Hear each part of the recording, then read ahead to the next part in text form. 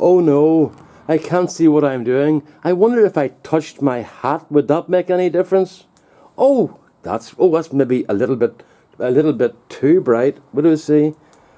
That's nicer now. That's just now. Good stuff. Right. How you doing, folks? I have to show you my new hat that I got.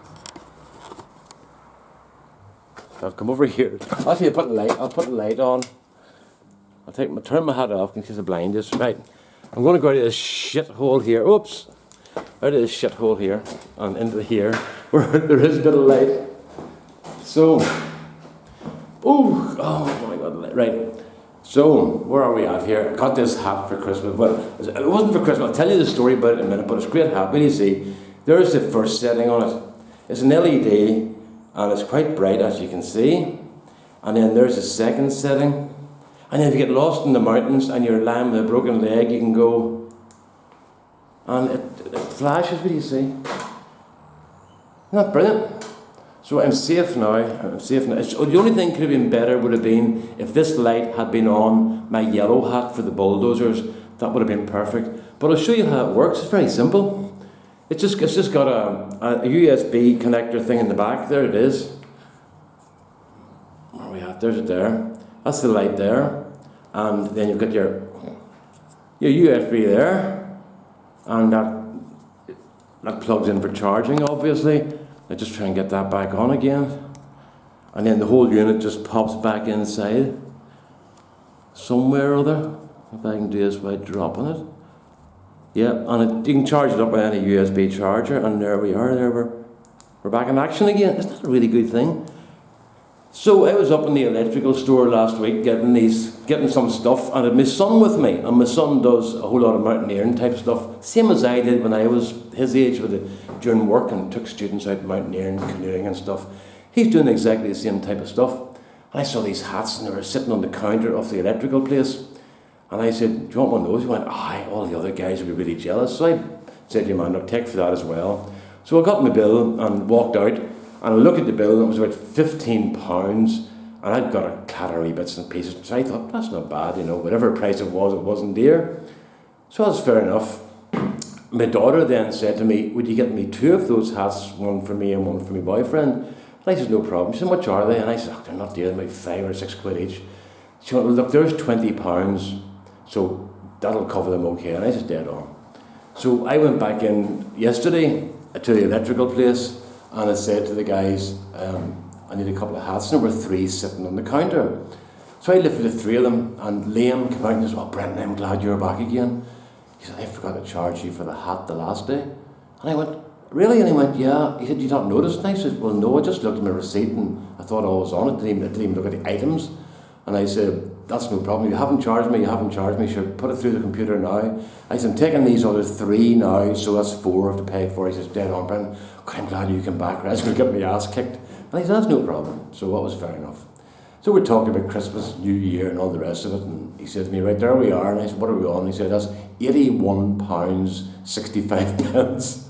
£81, that's working out at about $30, $35 a hat, nearly $40 if the pound's low at the moment, I knew shit, but what could you do? I said I was going to buy them, so I bought the hats.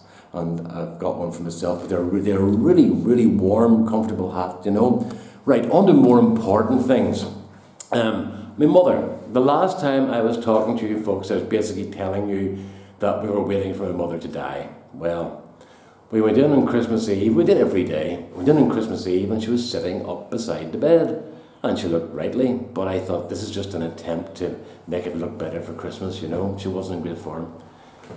We did it on Christmas Day, and she had just had her Christmas dinner, and she was sitting in the day room with the other people that she's with, and she looked really, really well, and her voice is very weak, but she was in great form, very funny, talking about, well, I'm going to have to die one of these days, and it was actually brilliant fun. So we stayed there with her for a while, and went home, had her dinner, went back the next day, Boxing Day, and she was sitting up again, great form, looking really, really well with her new cardigans and all on her and all the stuff she got for Christmas. And I didn't see her then from Monday because I had been sick with a chest infection, and I thought, I'm not going to go to my mother with a chest infection and make her sick again. But I've been phoning up and they've been telling me she's getting stronger and stronger. Last night, one of my friends who works over at the nursing home said that he walked past yesterday and he said, your mother was eating a dinner, would have done a ploughman, and then she asked for more. So she's doing really well at the moment. So thank you all for your prayers and good wishes, because something definitely worked. This is the third time in 3 years that the doctors have prepared us for my mother's dying.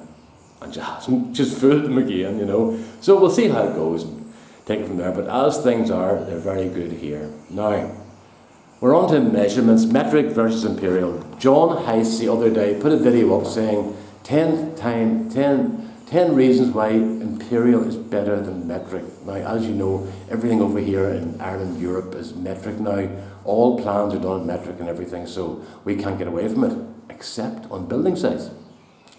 Most of you know that I was a maths lecturer, but apart from doing all the university type stuff, I also worked in an FE college mostly, and I was teaching students, apprentices who were doing trades like building, joinery, brickwork, joinery, plumbing, welding, plastering and stuff. And I had a few classes of them, and I was responsible for teaching them the vocational maths that went with their trade. And it was brilliant, because I learned a lot about the practical application of maths that I didn't know. But I was learning shortcuts and stuff from the experts who were doing it in the field, and were using maths every day. Most mathematicians are good theorists, but they don't know a lot of practice. And I was learning the practice side of it from the builders who were actually using it every day and learning their shortcuts. But I wasn't allowed to teach imperial because it's all metric here. But I did teach imperial because the students were coming in to me and saying to me, Brendan, what's a foot? Or what's 14 inches? Because they were young fellows going out to guys my age in their 50s and then nearly 60, who were saying to them, cut me 9 inches of timber, cut me 14.5 inches of pipe, cut me 23.5 inches off whatever it is. So they were having to work in inches and learn in metric.